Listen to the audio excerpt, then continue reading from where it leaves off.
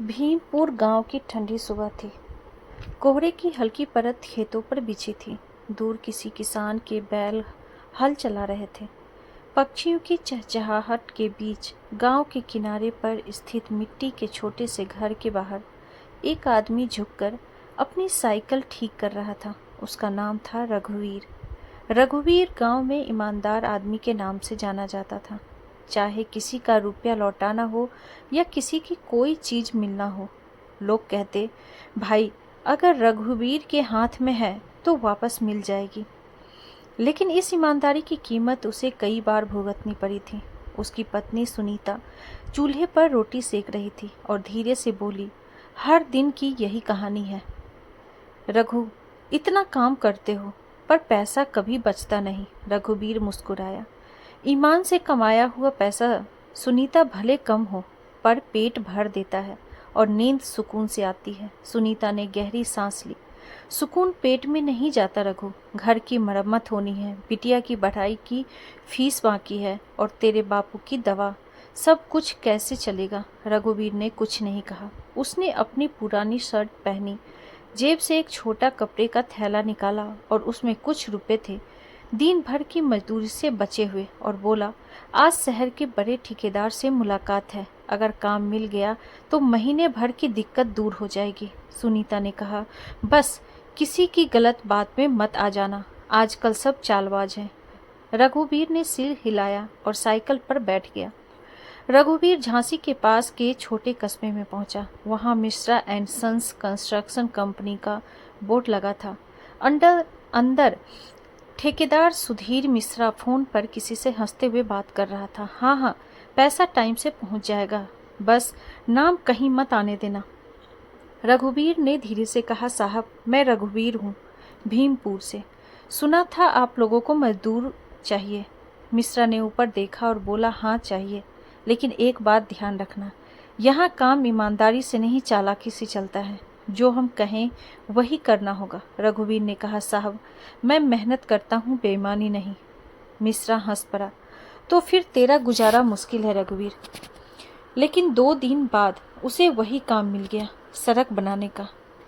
मेहनताना थोड़ा सा कम था, पर उसने सोच लिया, सच के रास्ते पर चलना आसान नहीं पर सही है।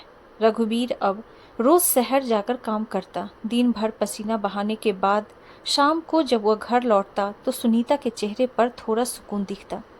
आज तो अच्छा काम हुआ होगा। हाँ, थोड़ा ठीक चला आज, वह मुस्कुराकर जवाब देता। लेकिन एक दिन काम के दौरान कुछ ऐसा हुआ जिसने उसके ईमान की असली परीक्षा ले ली। रघुवीर सड़क के किनारे पत्थर बिछा रहा था, तभी ट्रक से सीमेंट के कई बोरे उतर रहे थे। ठेकेदार का मुंशी गोपाल धीरे से बोला, रघु भाई 2 बोरे इधर गड्ढे के पास रख दो, बाद में आधे बेच देंगे, थोड़ा पैसा दोनों में बांट लेंगे। रघुवीर चौकन्ना हुआ। क्या कह रहे हो गोपाल भाई, ये तो चोरी है। गोपाल हंसा। अरे चोरी कैसी, ठेकेदार के पास करोड़ों हैं, 2 बोरे से क्या फर्क पड़ेगा। सोच, तेरी बिटिया की फीस निकल जाएगी। रघुवीर ने गहरी सांस ली। उसे सुनीता की बातें याद आई। कभी गलत रास्ता मत अपना लेना। उसने बोरे को वापस ट्रक के पास रख दिया और सख्ती से बोला, गोपाल मैं गरीब हूँ पर बेईमान नहीं, ये काम मैं नहीं कर सकता। गोपाल ने कंधे उचकाया और बोला, ठीक है, तो फिर तुझे इसका अंजाम भी भुगतना पड़ेगा। रघुवीर को लगा अब कुछ गड़बड़ होने वाली है। अगले ही दिन मिश्रा ठेकेदार साइट पर आया और गुस्से में बोला, रघुवीर तूने चोरी की है, 5 बोरे सीमेंट के गायब हैं और सब गवाही दे रहे हैं कि तू ही ले गया। रघुवीर के पैर तले जमीन खिसक गई। क्या कह रहे हैं साहब, मैंने तो उल्टा गोपाल को रोका था। मिश्रा ने बिना सुने आदेश दे दिया, अभी के अभी काम से निकाल दो उसे, और जो मजदूरी बाकी है वो रोक लो। रघुवीर के लिए ये बिजली गिरने जैसा था। वह वहां से चुपचाप निकल गया। आंखों में आंसू थे पर दिल में एक अजीब सा संतोष। मैंने सच नहीं छोड़ा। घर पहुंचने पर सुनीता ने देखा कि उसका चेहरा बुझा हुआ है। क्या हुआ रघु, काम मिल गया? उसने चुपचाप सिर हिलाया। काम गया लेकिन ईमान नहीं। सुनीता की आंखों से आंसू बह निकले, लेकिन उसने पति का हाथ थामकर कहा, अगर तू सच के साथ है तो कोई भी तेरे खिलाफ ज्यादा देर नहीं टिकेगा। रघुवीर के पास अब कोई काम नहीं था।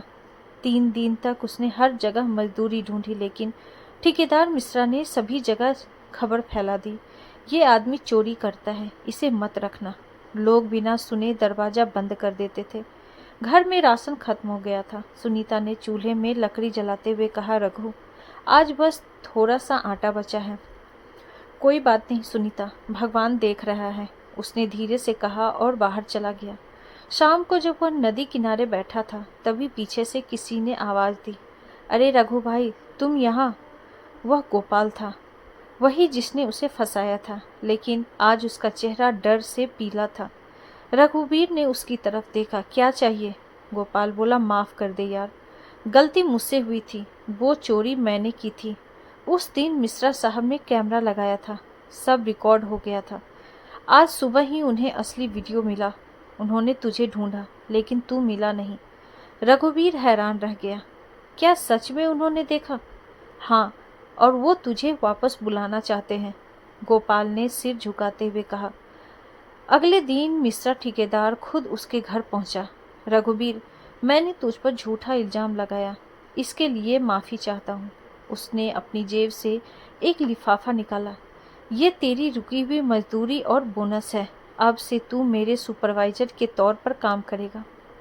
रघुवीर के लिए ये सपने जैसा था। उसने लिफाफा नहीं लिया, बस कहा, साहब, मुझे बस इतना चाहिए कि कोई मेरे ईमान पर उंगली ना उठाए।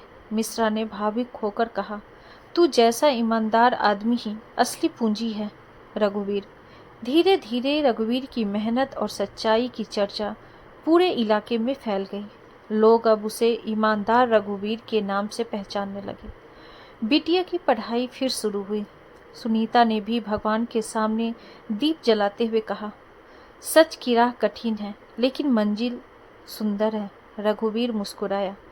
ईमान बिके नहीं तो वक्त खुद झुक जाता है। महीनों बीत गए।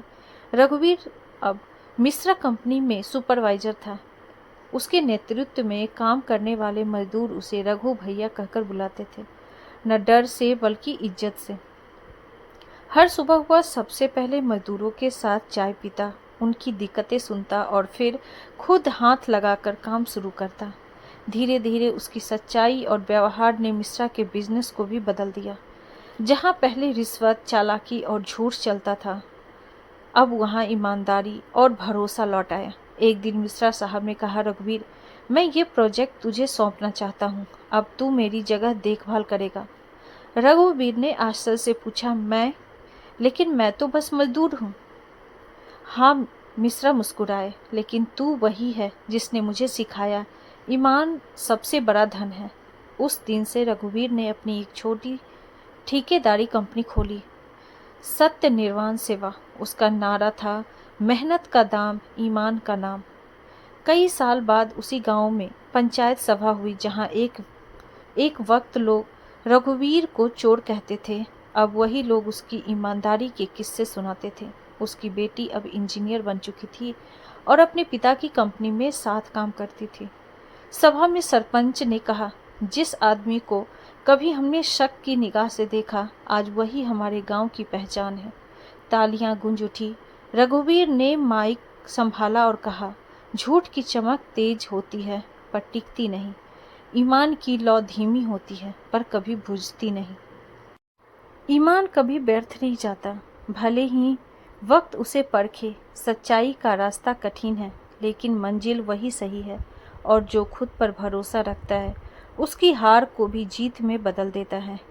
अंत में रघुवीर मंदिर के आंगन में दीपक जलाते हुए मुस्कुराया। ईमान की कीमत कोई नहीं लगा सकता, क्योंकि ये इंसान की आत्मा में बसती है। Thank you.